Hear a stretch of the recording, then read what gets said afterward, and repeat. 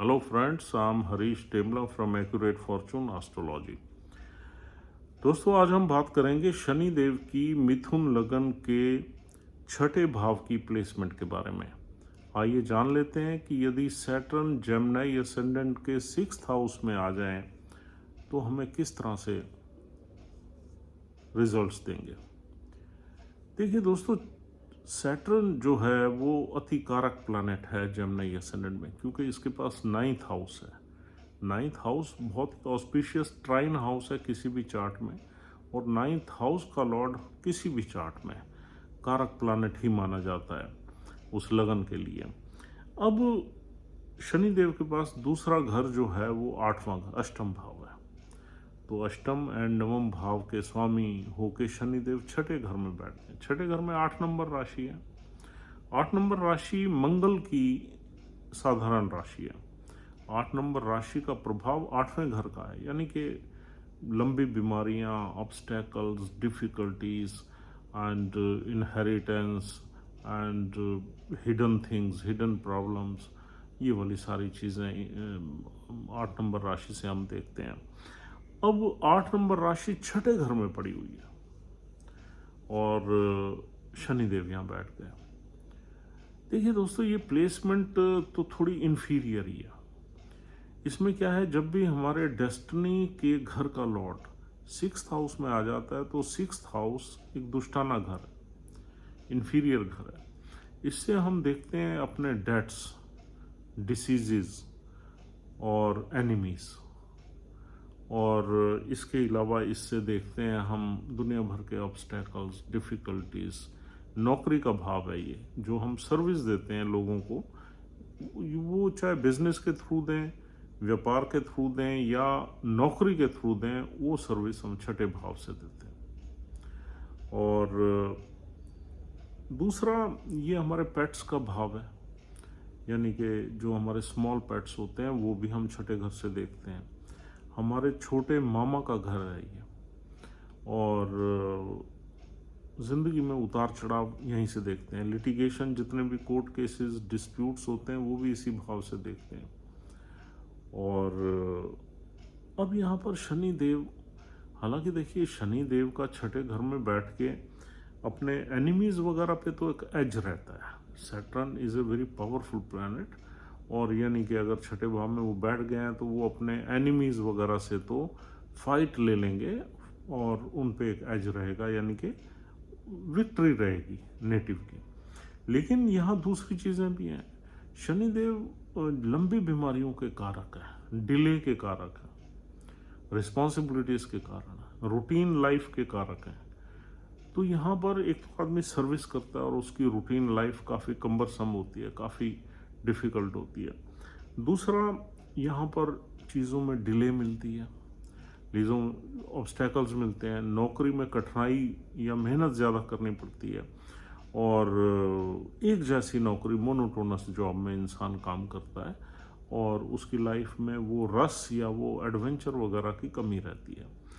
और यहाँ पर शनिदेव बीमारियों को भी एक्टिवेट कर देते हैं।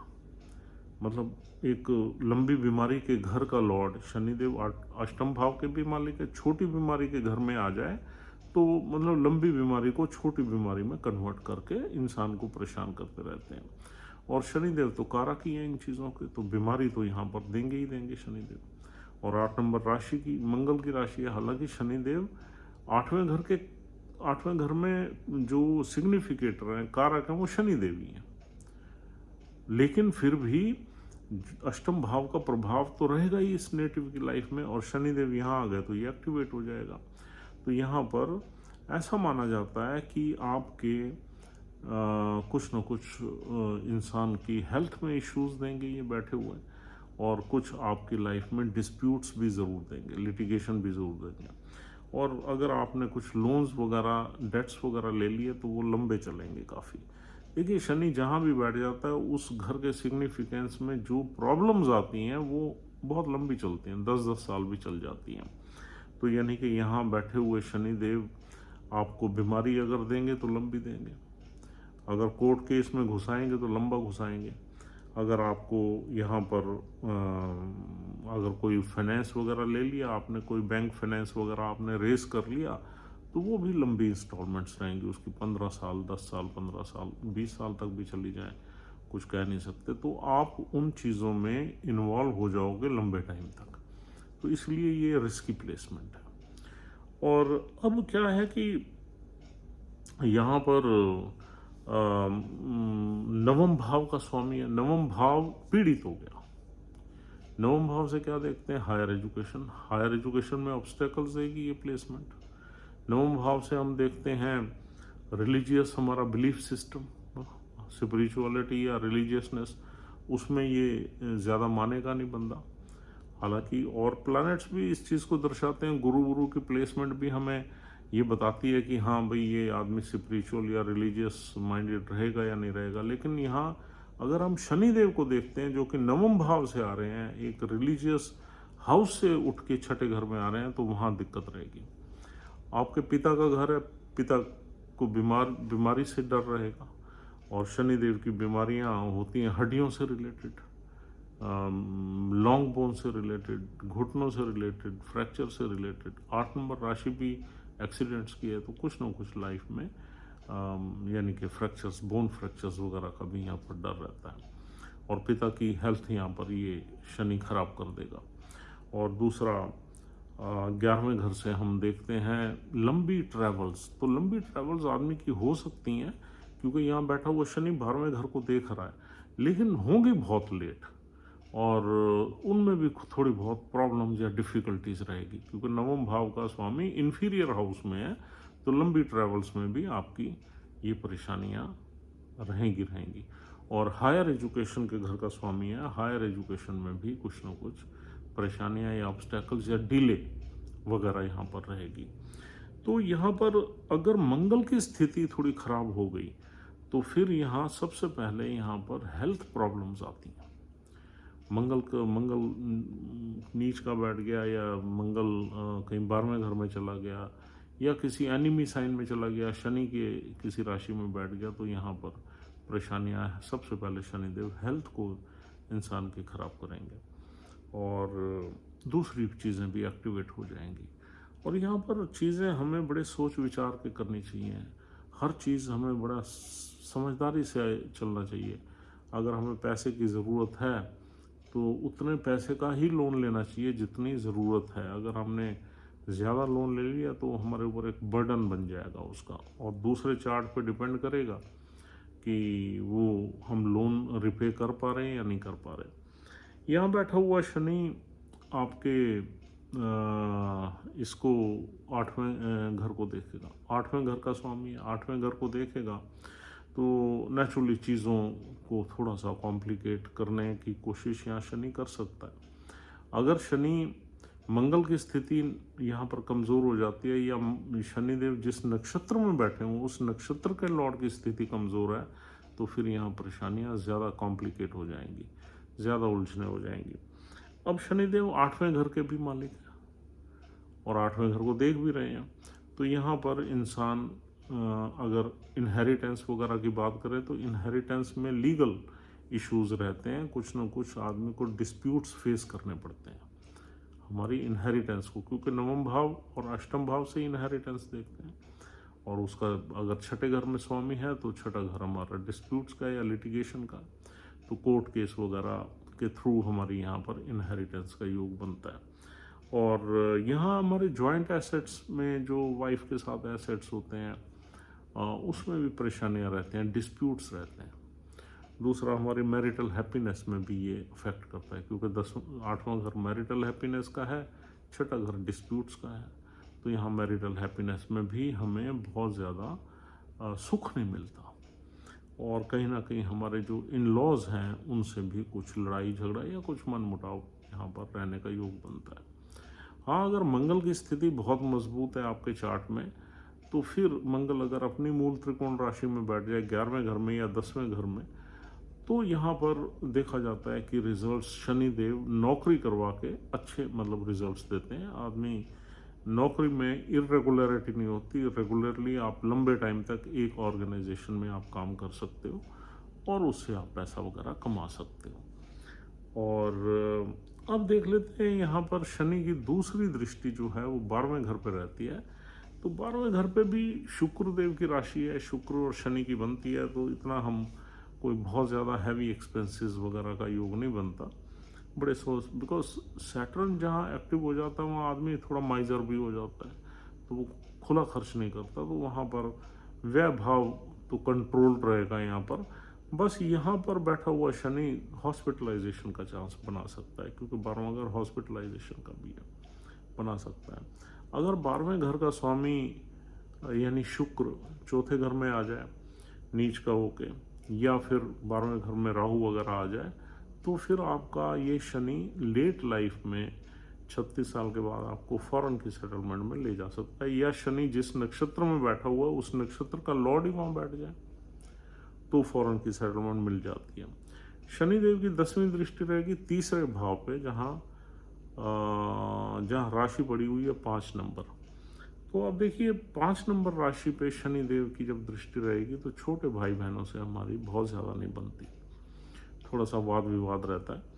और दूसरा, संघर्ष बहुत करवाता है शनि यहाँ पर, तीसरे घर को एक्टिवेट कर देगा, तो मेहनत रहेगी, संघर्ष रहेगा, छोटे भाई बहनों से बनेगी नहीं, भाग दौड़ ज़्यादा रहेगी, शॉर्ट ट्रैवल ज़्यादा रहेंगे, ये वाली चीज़ें भी आपकी एक्टिवेट हो जाएंगी। तो ओवरऑल ये शनि आपको रिजल्ट्स बहुत अच्छे नहीं देगा। हाँ, यहाँ पर बहुत लोगों की ये क्वेरी होगी कि ये तो विपरीत राजयोग कंडीशन बन गई, 8वें घर का मालिक छठे में आ गया। ऐसा नहीं होता। विपरीत राजयोग कंडीशन ये बन सकती है, उसमें 2 कंडीशंस और हैं। एक तो शनि के साथ एक मैलेफिक प्लैनेट मंगल बैठ जाए, या सूर्य बैठ जाए, या केतु बैठ जाए, या राहु बैठ जाए, इन प्लैनेट्स में से, या चंद्र बैठ जाए। हालांकि चंद्र को भी हम इतना अच्छा नहीं मानते। ये चारों प्लैनेट्स में से अगर कोई प्लैनेट शनि के साथ बैठ जाए जो बिल्कुल रिवर्स है और एंटी है, वो प्लैनेट शनि के साथ बैठ जाए और लगन का स्वामी लगन में बैठ जाए, या वो नीचे बैठ जाए नीच का होकर लगन को देखे, यानी बुध, तो ये एक विपरीत राजयोग कंडीशन बन जाएगी। इसमें 2 कंडीशंस और हैं। एक तो शनि के साथ एक मैलेफिक प्लैनेट होना चाहिए और लगन का स्वामी लगन में होना चाहिए, या लगन को देखे वो 7वें स्थान पे बैठ के और लगन को वो मतलब दृष्टि डाले लगन पे, तो ये एक बहुत बड़ा विपरीत राजयोग क्रिएट हो सकता है। और अगर ये विपरीत राजयोग क्रिएट हो गया तो आदमी विपरीत स्थितियों में ज़िंदगी में बहुत आगे बढ़ जाता है। यानी कि जब जब उसकी लाइफ में मुश्किलें आती हैं वो एक नए मुकाम पे जाता है, एक नई मंजिल हासिल करता है, और कुछ ना कुछ उसको उन मुश्किलों के बीच में जो रास्ता मिलता है वो उसे एक जंप दिलाता है, लीप दिलाता है, बड़ी लीप लाइफ में सक्सेस की तरफ। तो इस तरीके से विपरीत राजयोग काम करते हैं हमारी लाइफ में। वो विपरीत राजयोग तभी बन सकता है जब ये वाली 2 कंडीशंस और पूरी हो जाए। और दोस्तों यहाँ नक्षत्र मिलते हैं, ज्येष्ठा नक्षत्र यहाँ विशाखा नक्षत्र पहला आता है जिसका एक ही चरण है, जुपिटर का नक्षत्र है। अगर विशाखा नक्षत्र में शनिदेव बैठे हुए हैं तो जुपिटर की प्लेसमेंट देख के आप अंदाज़ा लगाइए कि आपको शनिदेव किस तरीके से यहाँ फल देंगे। मंगल की प्लेसमेंट तो मैंडेटरी है, वो तो देखनी है, डिस्पोजिटर है मंगल। और दूसरा नक्षत्र है यहाँ अनुराधा, वो शनिदेव का अपना नक्षत्र है, उसमें किसी को देखने की ज़रूरत नहीं एक्सेप्ट मार्स को देख लीजिए। और अनुराधा नक्षत्र में शनिदेव अनुराधा नक्षत्र में बहुत अच्छे फल देते हैं, लेकिन लेट देते हैं, 36 साल या 42 साल के बाद आदमी को अच्छे रिजल्ट्स मिलते हैं। और अनुराधा नक्षत्र के 4 चरण यहाँ इसी राशि में ही है। और तीसरा नक्षत्र है ज्येष्ठा, जो बुध देव का बहुत अच्छा नक्षत्र है। अगर बुध देव के नक्षत्र में बैठे हुए हैं शनिदेव, तो बुध की प्लेसमेंट यानी कि लगन लॉर्ड की प्लेसमेंट आपको देखनी चाहिए। अगर बुध देव अच्छे बैठे हुए हैं आपके चार्ट में तो बहुत अच्छे रिजल्ट्स मिलेंगे और आदमी सक्सेस की तरफ जाएगा। और अगर बुध देव अच्छे नहीं बैठे हुए, कहीं फंसे हुए हैं, 6ठे 8वें 12वें में हैं या संघर्ष में बैठे हुए हैं, तो फिर आपको यहाँ पर रिजल्ट्स जो है शनिदेव काफ़ी पीड़ा रहेगी, रिजल्ट्स बड़ी मुश्किल से मिलेंगे, बहुत मेहनत रहेगी, बहुत भाग दौड़ रहेगी, बहुत प्रॉब्लम्स को फेस करके इंसान को रिजल्ट्स यहाँ शनिदेव देंगे। तो कुल मिला के अगर हम इसे कंक्लूड करते हैं तो this is not an amazing placement, this is a inferior placement. और जब भी हमारे भाग्य का स्वामी छठे में फंस जाए, आठवें में फंस जाए, तो ये एक इन्फीरियर प्लेसमेंट ही है। तो दोस्तों, this is all for the day. उम्मीद करता हूँ ये प्लेसमेंट आपको अच्छे से समझ में आ गई है। If you are liking our videos, please try to subscribe our channel on Priority, or else we'll see you tomorrow. Take care of yourself and your family, and have a nice time. Goodbye.